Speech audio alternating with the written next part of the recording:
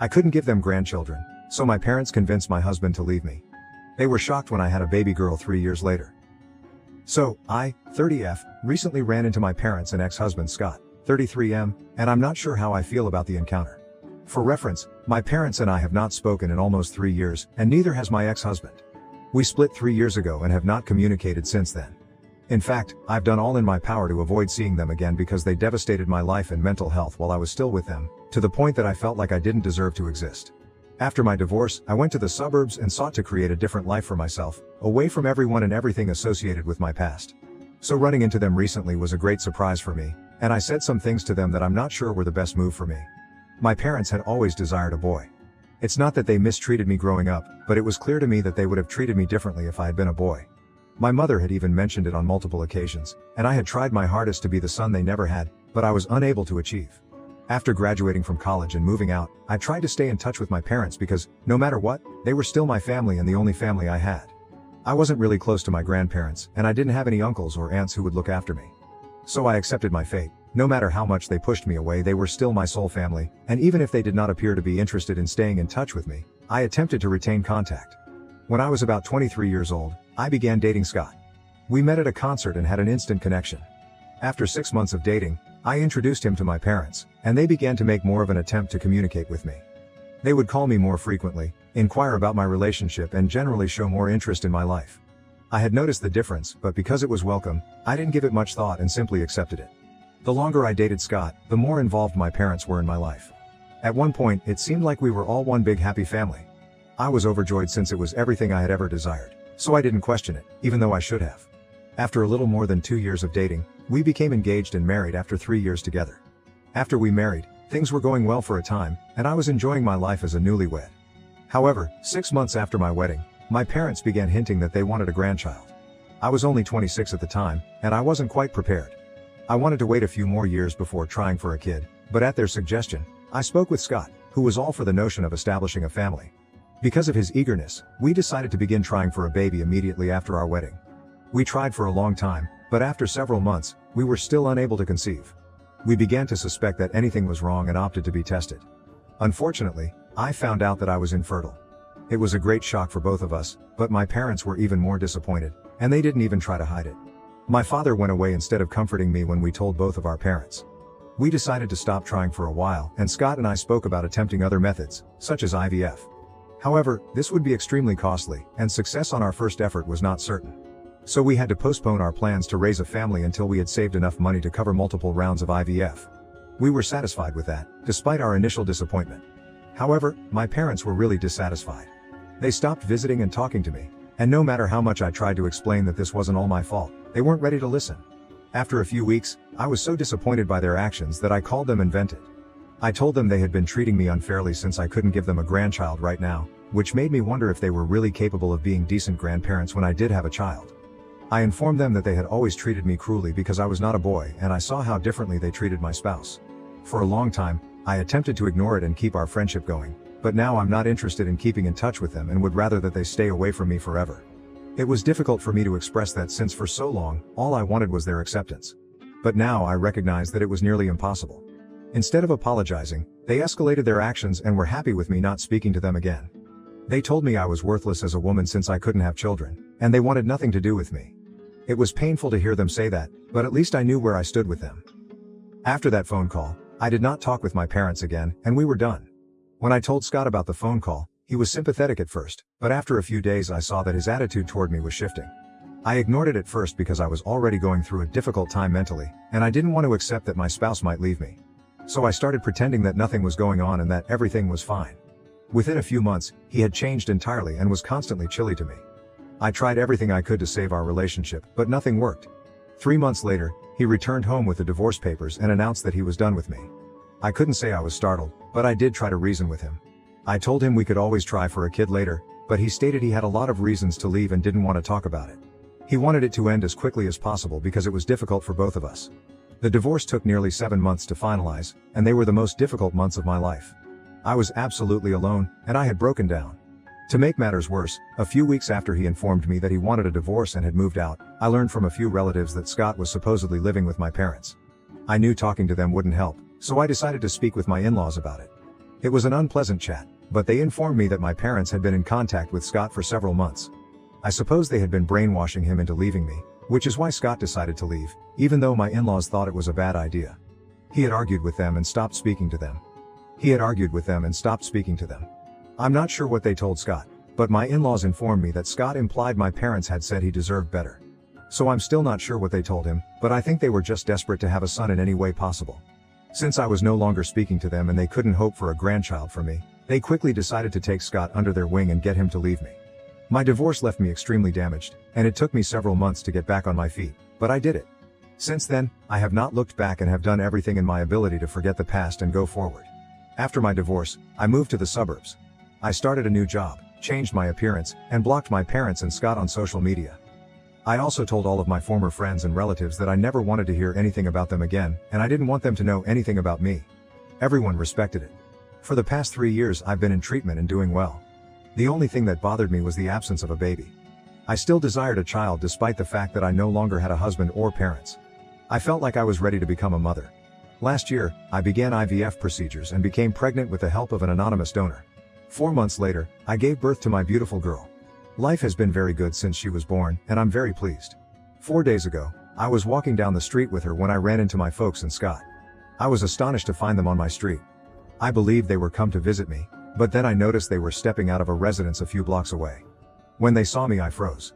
I should have returned home, but I simply couldn't bring myself to do so.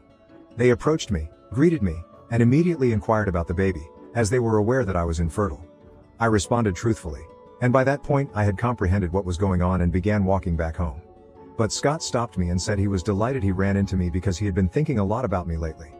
They had apparently come to visit his aunt, who had recently moved into the neighborhood, and he took bumping into me as a message from the cosmos that he should make things right and give our relationship another opportunity. My parents were also standing there and they demanded that I invite them home to talk about all that has been going on in my life, as they had clearly missed out on a lot. I was shocked that they were even suggesting this, let alone that they expected me to allow them in after everything that had transpired in the past. It took me 3 years to move on from everything, and I'm still in therapy trying to work through my emotions. So I had an outburst. I told them I'd rather have a lot of murderous wild animals in my house than them, since they'd still be better. I told them to quit acting like they cared about me or what was going on in my life, since the only reason they wanted to talk to me now was that I had a baby. My parents wanted to talk to me because they were finally going to have a grandson, and Scott wanted to talk to me because, clearly, he couldn't find anyone else. He assumed that because I had previously been able to conceive, getting pregnant again would be easy, and he could just return to my life.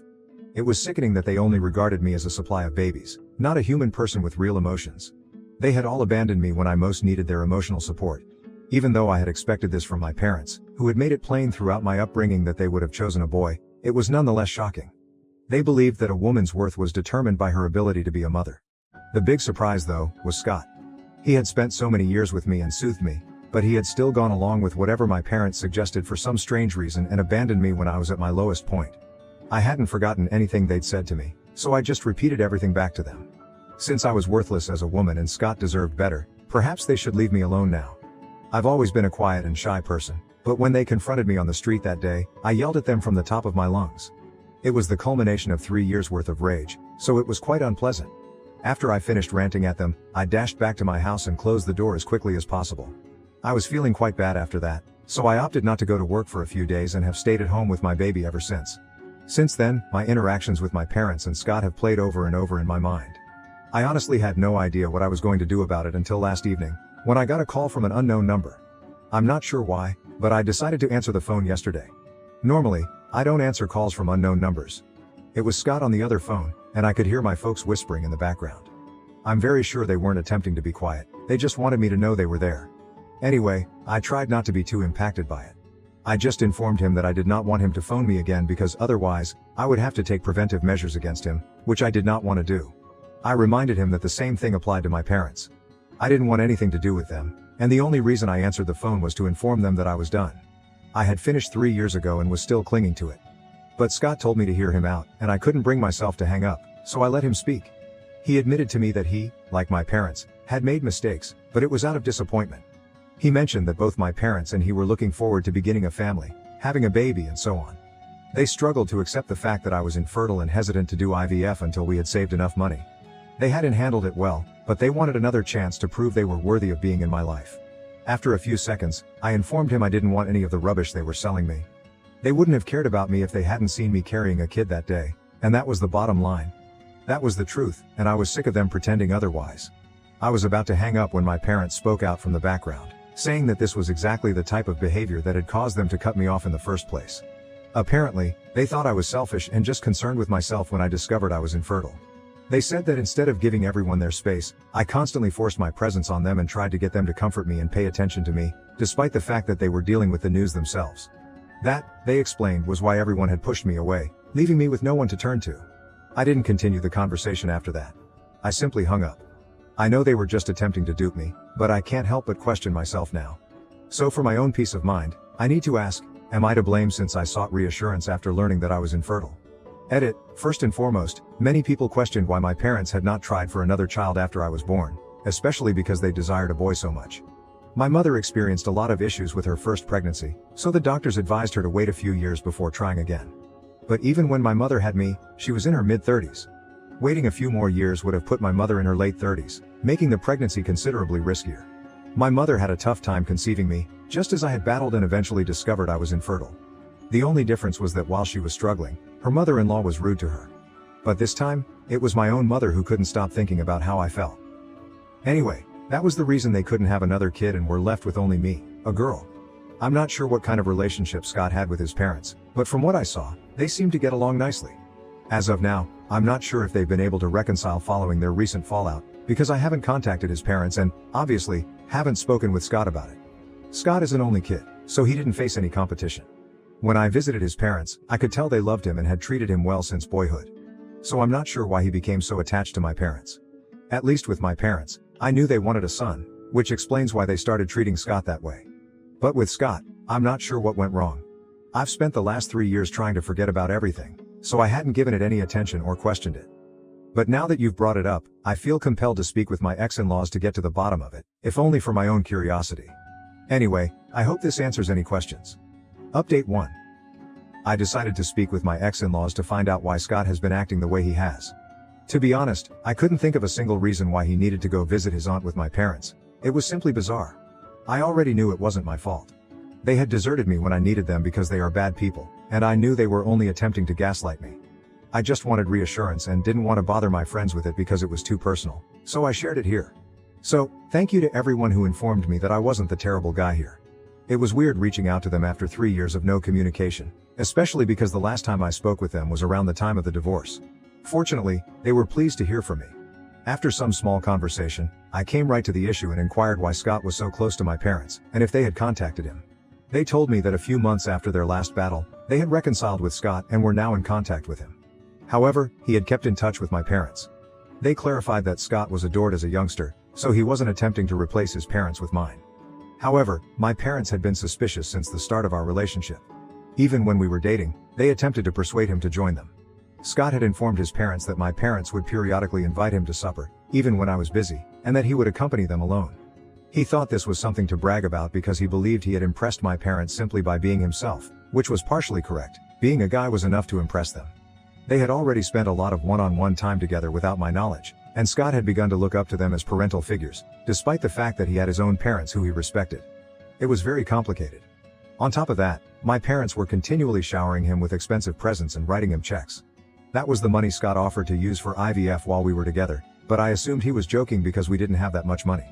I never wanted him to do anything dirty for money, and he didn't want to tell me that he had gotten a large sum of money from my parents since it would have forced him to reveal the nature of his relationship with them. Even after that, I declined to go with IVF because I did not believe he had the funds and I wanted to save. My parents used that to persuade him to oppose me, claiming he deserved better, someone who believed in him. Within a few months, they were able to brainwash him, and he eventually left me. My ex-in-laws apologized to me, but said that while they disagreed with Scott's relationship with my parents, he was their only son, and they couldn't cut him off either. I don't blame them, they owe me nothing, and they were only being helpful by speaking the truth. Now that I know the reality, I see no need to entertain any of them if they contact me. They're all horrible people that don't deserve my attention. Update 2. I finally decided to return to work after nearly 2 weeks off. Fortunately, I have plenty of maternity time left because I did not take the entire 6 months off in one go, and my company's policy is flexible. While I was at work, just my daughter and her babysitter remained at home. I trust the nanny totally because she has excellent recommendations and I know her personally. She's an excellent woman. She called me about halfway through the workday. She quickly informed me that she had moved my kid to her own home since she was unsure whether staying at my place was safe given my ex-husband's conduct. I consented and let her take my daughter home, guaranteeing their safety, and then contacted the cops as I drove home. On the phone, she told me that Scott had been outside for a few minutes, yelling for me to come out. When he learned I wasn't home, he attempted to kick down the door. He was cursing loudly and my daughter was sobbing, so my nanny called me right away so I could notify the police. She exited through the back door and strolled to her home via the backyard gate, as she lived only a few minutes away. That way, my baby could be safe while I dealt with my ex-husband and the cops. To be honest, compliments to her. Her primary goal was my child's safety and well-being, which was appropriate. When I got home the cops had already arrived, and it was clear Scott had been drinking. It seemed strange because it was only around midday, yet there he was, inebriated. I decided to file charges against him because he had really ticked me off and I wanted him out of my life. This also offered me the opportunity to get a restraining order against him, since he was plainly losing control. The authorities took him away, and a few minutes later, my nanny returned with my daughter. I gave her the rest of the day off because I planned to stay at home with my child. I'll probably have to take a few more days off from work, but I'm not complaining because I get to spend more time with my favorite person. Update 3. It's been a few weeks since my previous post. I've been busy caring for my baby and decided to embark on a new project, which has been exciting. Regarding the situation between my parents and Scott, I was able to obtain a restraining order against him. Fortunately, it wasn't too difficult because I had surveillance tape from the day he showed up intoxicated and started throwing a fuss when he learned I wasn't home. I suppose my parents looked at his condition and decided not to bother me anymore, so they've been staying away. My ex-in-laws informed me that, following what happened, they have decided to cut relations with Scott as well. Apparently, he's having trouble locating other ladies, despite his desire to start a family. He can't do it without a partner, and he dislikes the thought of adopting, which may explain why he acted out the other day. But it doesn't mean I have to forgive him, especially given everything he's put me through. My parents are still attempting to badmouth me to my relatives, which is unfortunate because it isn't working. Everyone knows they did the worst thing to me, and now they're pretending they're the victims. That's not how it works, and they're finding out the hard way. I'm delighted they won't have any relationship with their grandchild. I won't allow it. My kid and I will have a lovely life together without anyone troubling us, and I'm determined to be a far better parent than the ones I had as an example. Thank you for watching. If you haven't subscribed yet, please do so and hit the notification bell to stay updated with more shocking real-life stories happening around you.